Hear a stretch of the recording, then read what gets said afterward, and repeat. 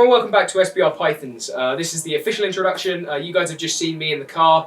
That was this morning. It's been one hell of a day. It's about 4 o'clock now.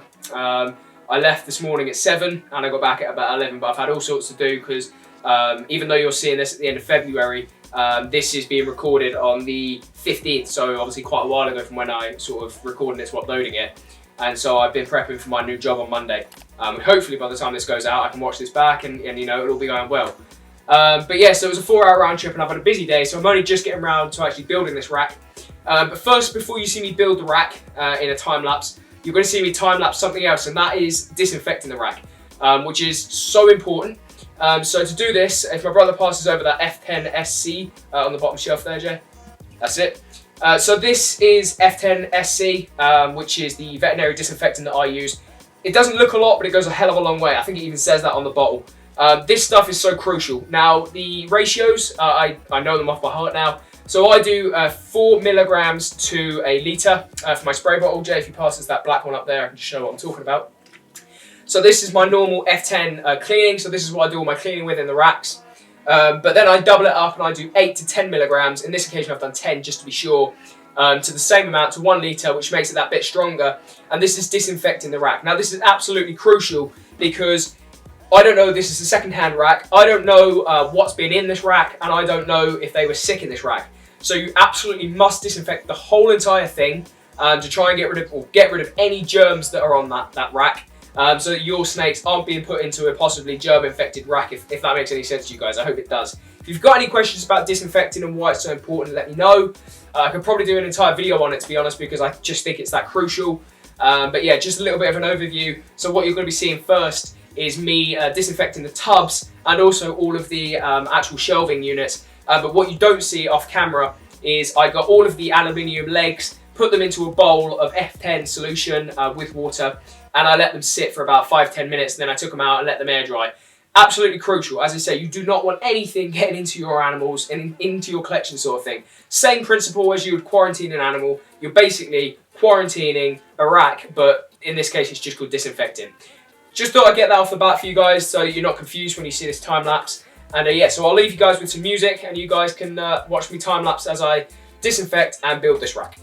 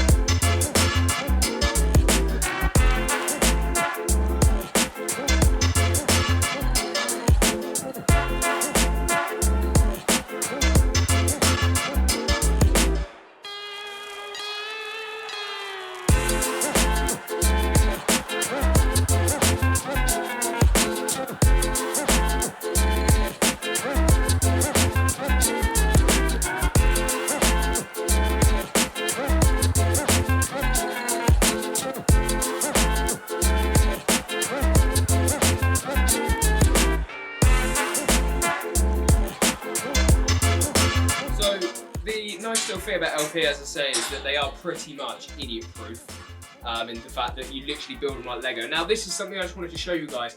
You might find that, it doesn't fit, you know, you're struggling to get it on. All you do is loosen them slightly and they'll fall straight in.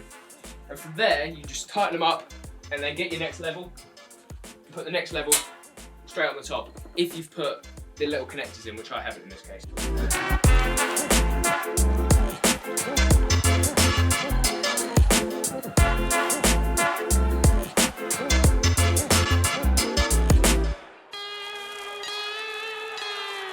So you can see then the top, I've got to the top. So you get 4 of these bolts and the bolts just all sit on the top nicely, sort of screw in. And you'll notice it's a little bit wobbly. And that is where these pieces come in. I'll bring them out to the front. And so you bring these on the side, you've got drilled holes, well, I don't know if they're drilled, but you've got holes and you can put them sort of down the sides like that. And once they're on, it will be a lot more sturdy, as you'll see.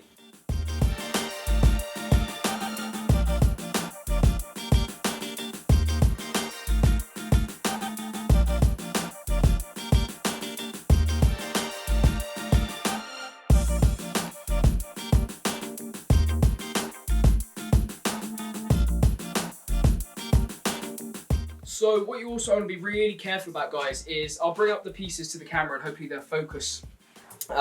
You have, I guess, nuts and bolts. To be honest, I'm not really any good at this sort of stuff, but you have two different types of bit of metal, I'm going to call it like that. Now, what I did when I first ever built an LP rack was, like, for example, I'm going to have to do the back in a minute. I did it like that because it was nice and easy. But the problem with that is they then got, nearly lost it, you've then got this going through, and if you can see what I mean, it'll go through and onto the runner.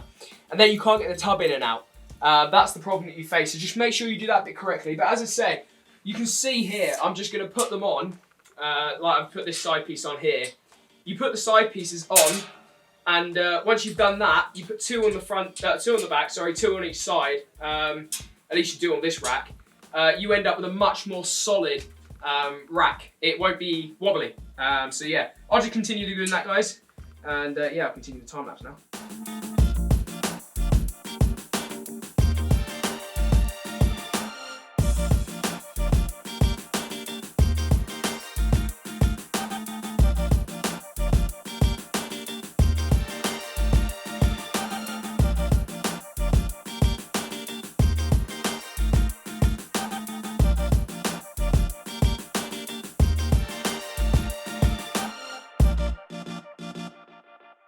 So there we go, guys. That's the rack built, as you can see. You've just seen me disinfecting it and building it sort of on a time lapse from scratch. I did fade it out at the end just because we had some issues with getting some of the side pieces on, because once you tighten them up, they get a little bit finicky in getting them sort of the nuts and bolts connected. But we got there in the end. And yeah, you can see this rack is really sturdy. I've had it running now for, I think it's about 3 or 4 hours, and the temps are holding absolutely perfectly. So I'm going to put my males into here, leave the bottom 5 tubs off just for now. And then once I get some holdbacks, which you've seen on social media, you know, that could be sooner than expected, then I can get the holdbacks in here as well. But that also gives me some more free tubs in the female racks. So yeah, I'm really happy with how this rack has come out.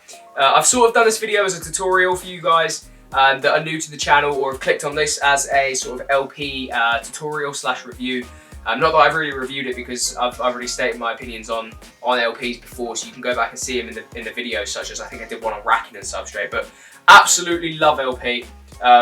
Just really don't think there's another rack on the market that I can think of right now that competes. But I am being biased. The only one thing I don't like about them is they are open on the sides. For example, I'm going to be putting my males in the tops. Hopefully they continue to breed and feed. If not, I'll probably get, like, I don't know, some sort of polystyrene or something down the sides just to sort of cover the sides. But let's put some males in here, shall we? So starting off, we will move over this beautiful male, who I'm not sure if the camera's going to focus on these. This is the Pastel 100% double het for Clown Pied, and he is locked with a Pastel double het Clown Pied every month since, I think it was September. So I should imagine his job is done now, to be honest. But I'm still pairing him up once a month until she sort of ovulates. But you can see absolutely beautiful pattern, sorry, not pattern, yellows in colour from Quality Captives. Absolutely incredible animal. But yeah, let's move him into his own v35 tub. There you go, my boy. And as I say, we'll see how they get on with feeding and whether they continue to breeding these. Next up, we have another beautiful male here at SBR Pythons. This is the Super Enchy Fire, 100% het for Pied, who has been going over 2 females, the normal het Pied 3 kilo girl and the Pied. Both of them are trying to get the, the Enchy Fire visual Pied to replace this boy. But he's going to go into his own tub as well. He's going to go down in the 4th one. So there we go. Hopefully he gives us some nice clutches this year. The next one will be the Black Pewter Pied male, who easily has to be one of the favourites here. Absolutely stunning animal. I think I did get commented the other day on how beautiful he's coming out, with some of these spots now coming through as well. And yeah, if you've seen my social media, you'll see that I'm super happy with this guy. Because he did get the job done, and he is going to be siring at least 1 clutch for SBR Pythons this year, potentially 2 if the Cinnamon Het Pied breeds as well. And then finally, I always call this sort of my power tub in what has been the V70s, but I will obviously be moving them into their own tubs now, so it'll be multiple power tubs. But we'll start off with this incredible male. from Philip Danch, PR Snakes in Germany, who is doing his own YouTube channel, and it is, you know, he knows his stuff. And is an incredible guy. However, it is all in German. So if you're a German viewer, it might be for you, but otherwise, you know, it might not be. But absolutely incredible, this animal. The gravel influence is phenomenal. In fact, I can pull out a normal banana, 100% Hetford hide that I also have here for a comparison for you guys, just so you can see. I really hope the cameras are picking that up. That gravel influence and sort of the purples and oranges it's bringing through with that banana is absolutely incredible, especially you can see there compared to a normal banana Hetford hide. Not sure what's going on with that girl. She is on hunger strike. She was being paired to this male, but I have stopped pairing her now because of it. But he will be going into his own tub as well. He's a fairly confident feeder, so he'll be going up into one of these tubs at the top. And I've got my hotspot running at 32 degrees Celsius, which is what I've always run it at. And then finally, we have, I can't wait to get rid of these dividers. No offense to Jamie who made them for me, but they are a bit of a pain. We have this boy, who is one of my most powerful, I'm really struggling to get this tub back in, who is really one of my powerful animals here at SBR Pythons. And that is the Enchi Orange Dream, 100% Het for Ultramel and 50% Het for Pied. And you can really see, I hope the cameras are picking this up, because whenever I take photos of this boy, it doesn't. But that Orange Dream influence is seriously coming through now. You know, all of these patches, as the Orange Dream and also the yellow blotches, the white outlines from that Orange Dream on both sides are really starting to come through. And obviously that Enchi is incredible in Pied. And then, as I say, that wonderful paradox there. I mean, I have to highlight that every single time. It's truly incredible how it's almost black and white. And then what I think is going to be a ringer there. And I think that if that were, if you know, I think if the paradox wasn't there, I think that would be a ringer. But he's also going to go into his own tub. Let's hope I don't open one that's already got one in. No, I haven't. But he's only been breeding to one female this year just because of his age. I did put him in the other day to try and sort of sexually mature him. And that is the Pastel Pied. Both of them are fairly young, so they might not go, but I thought I'd give them a go. And sort of the goal there would be to prove out that Het Pied and create some visual pieds, possible Het for Ultramel as well. So I could hopefully get an Enchi Orange Dream, and you know, if I get Pastel, that's a bonus. But the main thing is I just want to prove him out as Het Pied. What are you doing, boy? But yeah, an absolutely incredible animal. So you can see the males at SBR Pythons are pretty incredible. And I know that's me being biased, and they can only get better. For example, you know, I want to replace all of these males in times. You know, I want to get a visual clown pied, visual banana gravel pied or highway pied and things like that. That one probably, yeah, actually to be fair, I can get a panda, so I will keep that back. That would be an upgrade. Obviously, I'm shooting big time for the Enchi 5 visual upgrade for him. And then, as I say, I just highlighted how I'm trying to upgrade that Ultramel Pied project. But as I say, absolutely chuffed with this rack. Brilliant rack, and you can see the males are looking good in it. I'll keep you updated on how they continue to feed and everything like that. Keep an eye on my social media possibly as well, because this video will be going out in about 2 or 3 weeks. So I'll sort of know how they're feeding and breeding by then.